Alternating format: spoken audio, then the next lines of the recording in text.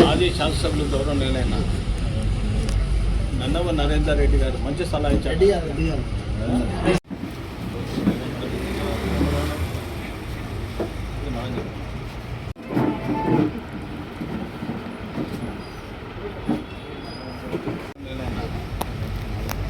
నన్నవ నరేందర్ రెడ్డి గారు మంచి సలహా ఇచ్చారు.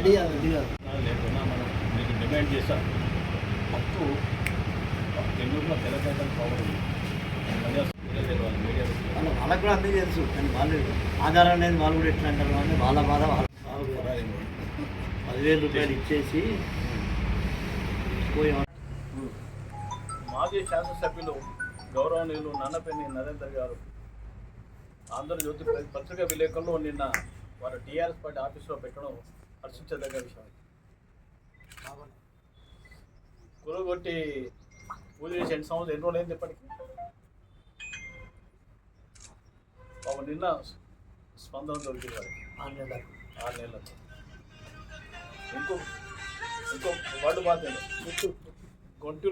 గొంతులో ప్రాణంత వరకు కార్మికుల కోసం పోరాటం చేస్తారట. నిజంగా మరి అభినందించాలి, మనం మనసారా అభినందిస్తున్నా.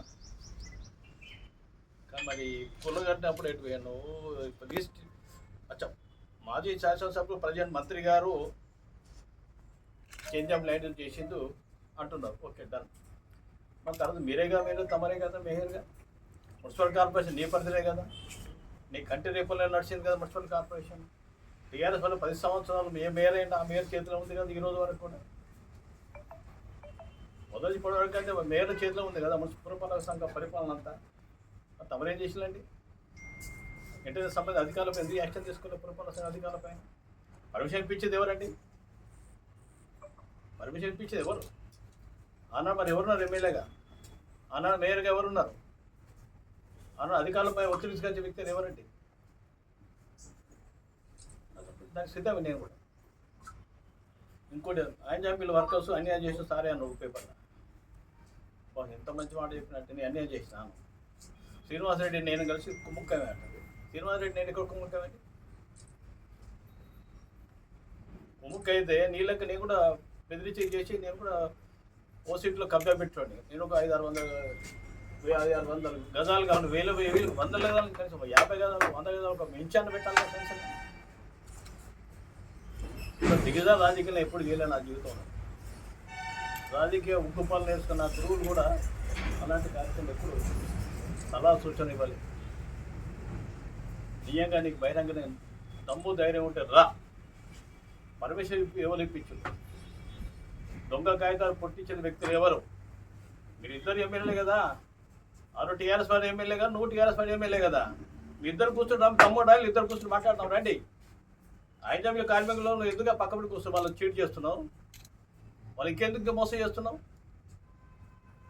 నీ ప్రాణం ఉన్నంత పోరాడు, మరి ఎందుకు పోరాటం చేయంత వరకు? అఖిలపక్ష మీటింగ్ ఎప్పుడు చెప్తాను, మిత్రులు సహచర మిత్రులు అందరూ చెప్తాను, మా సోదరులు అందరూ అలా కలెక్టర్ ఆఫీసులతో ధర్నా చేస్తాను. మరి ఎందుకు ధర్నా చేయలేదు మీరు? సుప్రీంకోర్టు ద్వారా అన్నారు. అది సుప్రీంకోర్టు నేనే కారణం అండి. అన్న రాజశేఖర్ ఉత్తర లెటర్ రాసి నేను కన్వలందరికీ పట్టాలి ఇవ్వమని. కిరణ్ కుమార్ రాసిన లెటర్ నేను, రోషా గారి ముఖ్యమంత్రి రాసిన నేను, డెలిగేషన్ తీసుకుపోయి నేను ఒక్క లెటర్ పెట్టాను. దమ్ము ధైర్యం ఉంటుంది. మేయర్గా శాసనసభ్యునిగా ఐంజామిల్ కౌన్సిల్కి సంబంధించిన వారు ప్రభుత్వానికి నీ తరఫున 5 ఎమ్మెల్యేగా 5 మేయర్గా మన వారికి నిజమైన వీళ్ళు కార్మికులు వీళ్ళకి అన్యాయం జరిగింది, వీళ్ళకి ఇవ్వమని పట్టాలి ఇవ్వమని కానీ లెటర్ రాసావా? నేను రాసిన. అదే ఇవ్వలేదు ఇవ్వనండి మరి చెంచాలు ఉంటాను నీ చెంచాను వాళ్ళని అడిగని చెప్తాను నా లెటర్లని.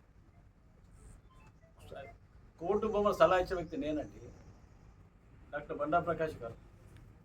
ఐంజామిలతో కార్మిక సంబంధం వ్యక్తి. కుర్చోత్తరావు తర్వాత కాంగ్రెస్ అప్పుడు డాక్టర్ బండా ప్రకాష్ గారికి అనుభవం ఉంది. వారితో మాట్లాడి చెప్తారు కదా. మరి ఇంతవరకు మీరిద్దరు కుమ్మక్కైనట్టు కదా, కార్మికుల ముందు పోరాటం చేస్తున్నాడు మీరిద్దరు.